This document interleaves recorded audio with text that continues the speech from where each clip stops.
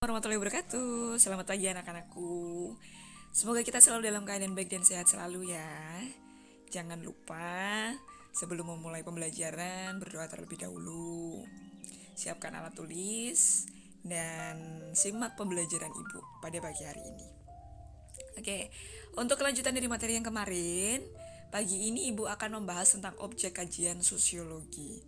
Jadi maksud dari objek kajian sosiologi itu apa sih yang dipelajari di dalam sosiologi itu sendiri? Nah, objek kajian sosiologi adalah sebenarnya masyarakat. Jadi yang dipelajari dari sosiologi itu adalah masyarakat. Jadi semua tentang masyarakat. All about masyarakat. Jadi tentang baik itu tentang hubungan sosial, kemudian baik itu perselisihan, pertentangan dan sebagainya. Itu. Objek kajian sosiologi dapat diamati dalam dua bentuk, yaitu masyarakat sebagai sistem sosial dan budaya sebagai hasil interaksi manusia. Jadi bentuk kajian dari sosiologi masyarakat sebagai sistem sosial yang melakukan sesuatu secara berulang, baik itu interaksi, komunikasi, kemudian akan menciptakan suatu budaya. Nah, budaya dari hasil interaksi. Jadi budaya dalam artian itu segala sesuatu yang dilakukan secara berulang-ulang itu juga bisa disebut dengan budaya. Nah, kebudayaan merupakan hasil cipta rasa karsa manusia. Terbentuknya sistem sosial dan adanya pergaulan yang dibatasi oleh aturan yang telah disepakati bersama menyebabkan masyarakat memiliki kebudayaan. Nah, seperti itu. Sela Sumarjan mengatakan bahwa masyarakat adalah orang yang hidup bersama dan menghasilkan kebudayaan. Jadi kalau kita coba analisis apa sih pengertian dari masyarakat? Nah, pengertian dari masyarakat itu menurut beberapa tokoh atau beberapa ahli menyatakan bahwa satu, Sela Sumarjan mengatakan bahwa masyarakat adalah orang-orang yang hidup bersama dan menghasilkan kebudayaan. Jadi mereka itu hidup bersama, kemudian menciptakan suatu kebudayaan. Kemudian ada Gilin dan Gilin mengatakan bahwa masyarakat adalah kelompok manusia yang terbesar. Mereka mempunyai kebiasaan, mereka mempunyai tradisi, sikap, perasaan, persatuan yang sama. Seperti itu. Kemudian ada Ralph Linton. Masyarakat merupakan suatu kelompok manusia yang telah hidup dan bekerja sama dalam waktu yang cukup lama. Jadi kalau Ralph Linton itu menyatakan bahwa masyarakat itu merupakan suatu kelompok manusia yang hidup bersama, kemudian mereka bekerja sama dalam waktu yang cukup lama. Dalam mempelajari masyarakat sebagai objek kajian, sosiologi memfokuskan studi pada hal-hal seperti hubungan timbal balik antar manusia, satu dengan manusia yang lain, hubungan antar individu dan kelompok, hubungan antar kelompok yang satu dengan kelompok yang lain. Proses yang timbul dari hubungan-hubungan tersebut dalam masyarakat. Nah, contoh dari hubungan timbal balik misalnya antar individu dengan individu. Itu kita bisa lihat dari misalnya kita komunikasi sama ibu, kita komunikasi sama adik. Nah, itu kan personal ya. Jadi dari satu individu ke individu yang lain. Nah, kalau individu ke kelompok misalnya, contohnya adalah seorang guru menerangkan di dalam kelas. Jadi kan individu kelompoknya apa? Kelompoknya adalah siswa yang ada di kelas itu. Kalau kelompok dengan kelompok, Bu. Nah, kalau kelompok dengan kelompok itu contohnya adalah misalnya ada debat. Nah, debat untuk lomba debat kayak gitu. Ada satu kelompok dengan kelompok yang lain, atau diskusi kayak gitu kan juga bisa diskusi dengan kelompok yang lain. Contoh realnya ya misalnya ada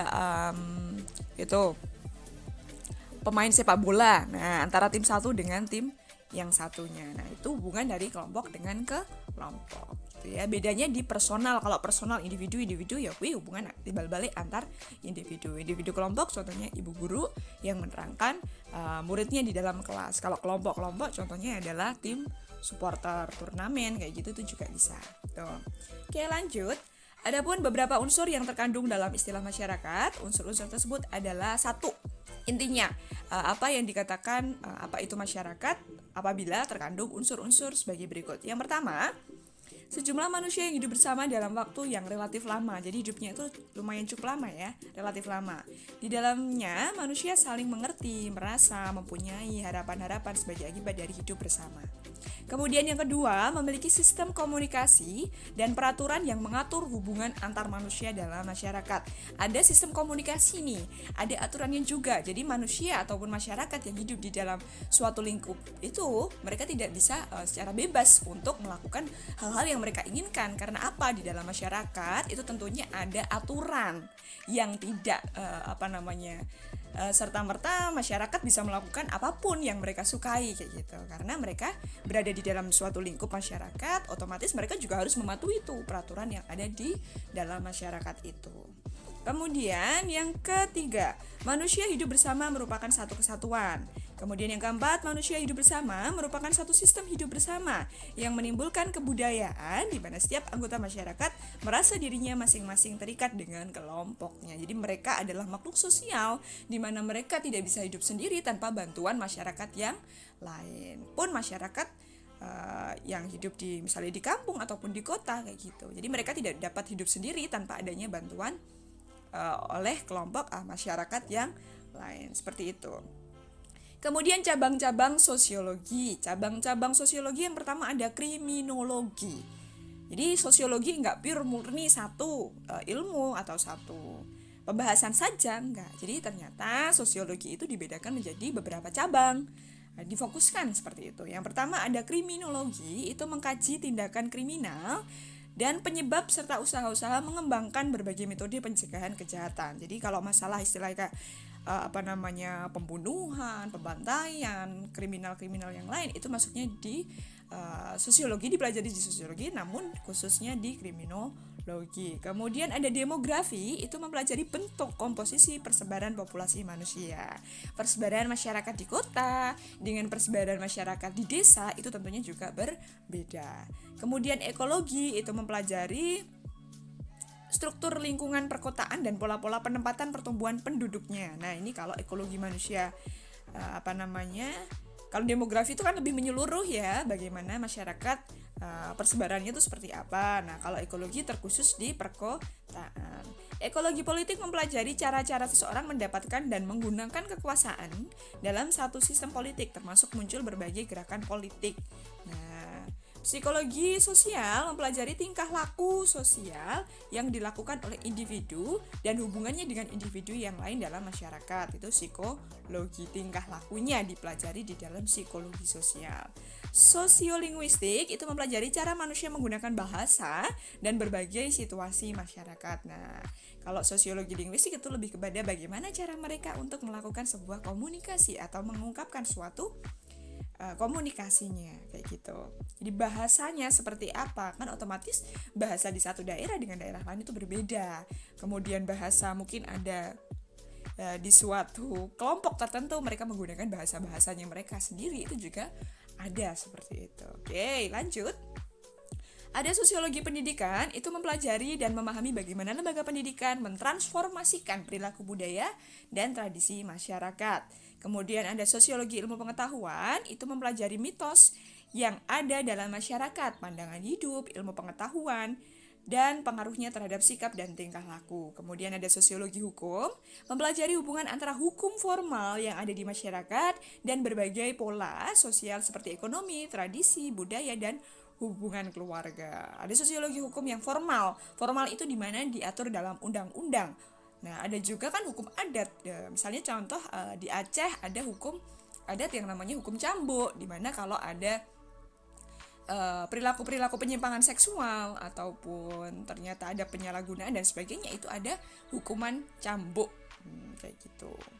Kemudian ada sosiometri, berhubungan dengan pengukuran secara ilmiah mengenai hubungan antara anggota-anggota kelompok. Alat ukurnya disebut sosiogram, yaitu sebuah diagram yang digunakan untuk menunjukkan keluasan dan kedalaman hubungan masing-masing anggota kelompok. Oke, fungsi dan kegunaan sosiologi selanjutnya. Nah, kita mempelajari sosiologi terus fungsinya buat apa? Otomatis kan adalah segala sesuatu yang dipelajari itu otomatis kan ada manfaatnya kayak gitu. Entah itu buat pembelajaran, jadi dalam hidup itu kan kayak gitu ya. Nah, apapun yang terjadi di dalam diri kita itu kan kita bisa gunakan untuk, entah itu bisa kita ambil hikmahnya buat pembelajaran ataupun ya bisa bermanfaat untuk kedepannya, seperti itu. Jadi segala sesuatunya itu pasti sudah ada yang ngatur gitu. Nah, seperti halnya sosiologi, fungsi dan kegunaan sosiologi. Yang pertama ada perencanaan sosial. Perencanaan sosial itu merupakan kegiatan untuk mempersiapkan masa depan individu masyarakat. Tujuannya untuk mengatasi kemungkinan munculnya masalah-masalah saat terjadinya perubahan. Perencanaan sosial bersifat antisipatif. Maksudnya apa? Bersifat mencegah, mempersiapkan untuk sesuatu yang mungkin terjadi. Kayak gitu, jadi dipersiapkan dulu nih. Kalau ada apa istilahnya, misalnya ya contoh ada kasus seperti ini. Nah, sebelum terjadinya kasus ini kita harusnya sudah bisa mengerti gitu kan apa yang akan terjadi kayak gitu. Fungsi sosiologi dalam perencanaan sosial. Yang pertama, perencanaan sosial merupakan alat untuk mengetahui perubahan yang terjadi di masyarakat. Kepekaan itu muncul. Nah, jadi seorang sosiolog atau seorang yang mempelajari sosiologi itu otomatis dirinya nanti akan merasakan kepekaan terhadap apapun yang terjadi di lingkungannya. Kemudian yang kedua, perencanaan disusun atas dasar kenyataan yang faktual. Mereka merencanakan sesuatu fakta, tidak mengada-ada, tidak halus seperti itu. Kan sifat dari sosiologi adalah empiris, kenyataan. Mengatakan yang sesungguhnya, menyatakan yang sesungguhnya, tidak mengada-ada seperti itu. Kemudian perencanaan sosial digunakan untuk mengantisipasi berbagai masalah yang timbul di masyarakat. Perencanaan sosial sebagai alat untuk mengetahui perkembangan masyarakat sehingga dapat menghimpun kekuatan sosial di masyarakat. Sosiologi memahami perkembangan masyarakat baik desa maupun kota sehingga proses penyusunan perencanaan sosial dapat dilakukan. Seperti itu. Oke, lanjut. Yang kedua adalah fungsi sosiologi dalam penelitian. Penelitian merupakan suatu usaha untuk meningkatkan ilmu. Jadi segala sesuatunya, misalnya kayak kita tuh sebenarnya sudah punya dasar dari sifat-sifat dari peneliti ya, dimana yang pertama kita sudah mulai kepo-kepo nih, ada sesuatu misalnya ada sesuatu yang terjadi, ada apa toh, nah, mulai bertanya kayak gitu kan, itu adalah rasa ingin tahu. Nah, rasa ingin tahu itu adalah kekuatan terbesar seorang peneliti kayak gitu. Kepo dan sebagainya itu sebenarnya sudah menjadi modal. Nah, tergantung keponya ini modal apa. Kalau kepo-kepo hanya untuk menggunjing atau gibah dan sebagainya, nggak ada manfaatnya, malah dapatnya apa? Dosa. Kalau kepo-kepo ataupun mencari tahu sesuatu yang bisa bermanfaat, nah itu baru sip kayak gitu. Nah, penelitian merupakan suatu usaha untuk meningkatkan ilmu. Dalam sosiologi, penelitian itu berguna untuk memberikan gambaran nih mengenai kehidupan masyarakat. Kegiatan penelitian dalam sosiologi biasanya mengkaji berbagai gejala yang ada di masyarakat. Dengan penelitian akan diperoleh suatu rencana penyelesaian masalah sosial yang baik. Dari data yang dihasilkan dari penelitian sosiologis, pengambilan keputusan dapat menyusun rencana penyelesaian suatu masalah, seperti cara untuk mencegah kenakalan remaja dan mengatasi masalah pengangguran maupun meningkatkan rasa solidaritas antar warga yang semakin memudar. Nah, kayak gitu. Kok remaja di sini pada individu ya, individualis ya, kenapa ya bisa seperti ini? Nah, mungkin kalian bisa menggerakkan, kita kan tergerak dari dalam hati ya, kok seperti ini ya keadaannya ya, bagaimana ya caranya saya biar bisa mengembalikan nih antusias dari teman-teman yang lain kayak gitu. Oh, diadakan lomba pada tanggal 17 Agustus kayak gitu, diadakan kerja bakti bersama. Nah, itu misalnya seperti itu. Fungsi sosiologi dalam penelitian untuk mempertimbangkan berbagai gejala yang timbul dalam kehidupan masyarakat. Untuk memahami pola tingkah laku manusia di dalam masyarakat, untuk bersikap hati-hati dan selalu berpikir rasional, untuk dapat melihat perubahan tingkah laku anggota masyarakat, untuk dapat memahami simbol kode berbagai istilah yang menjadi objek penelitian. Nah, bersikap hati-hati dan selalu berpikir rasional ya, jangan overthinking boleh sekali biar kita termotivasi, boleh, nggak apa-apa, yang penting kita tetap hati-hati dan rasional, berpikir nalar, jangan mengambil keputusan ketika lagi emosi. Nah, misalnya seperti itu. Jadi sangat tidak dibenarkan mengambil keputusan di saat emosi, itu juga ya. Nah, untuk bersikap hati-hati, berperilaku rasional, jadi memutuskan segala sesuatu itu butuh yang namanya ketenangan, itu butuh yang namanya waktu dan sebagainya. Kita harus belajar dari sini. Lanjut, fungsi sosiologi dalam pembangunan. Pembangunan adalah perubahan yang dilakukan dengan terencana dan terarah. Proses pembangunan bertujuan untuk meningkatkan taraf hidup masyarakat, baik secara spiritual maupun material. Dalam pembangunan sosiologi, berfungsi untuk memberikan data sosial yang diperlukan pada tahap perencanaan, pelaksanaan, maupun penilaian pembangunan. Tahap-tahap pembangunan, tahap yang pertama otomatis kan segala sesuatu butuh direncanakan ya, nggak mungkin kan langsung membangun. Kayak pun bikin rumah kan butuh yang namanya direncanakan dulu nih, desainnya apa, pakai bahan-bahannya apa. Nah pun itu seperti di dalam kehidupan sosial juga seperti itu, apa yang perlu ditata kayak gitu butuh direncanakan.